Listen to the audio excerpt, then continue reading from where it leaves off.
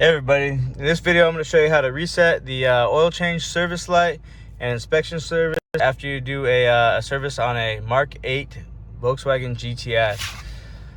So I have the vehicle running already.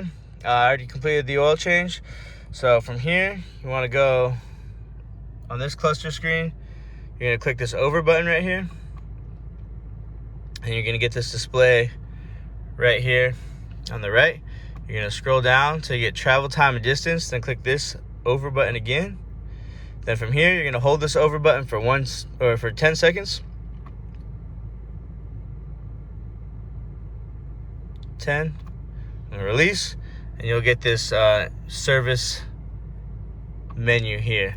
And you can reset the inspection service, select OK, then OK again.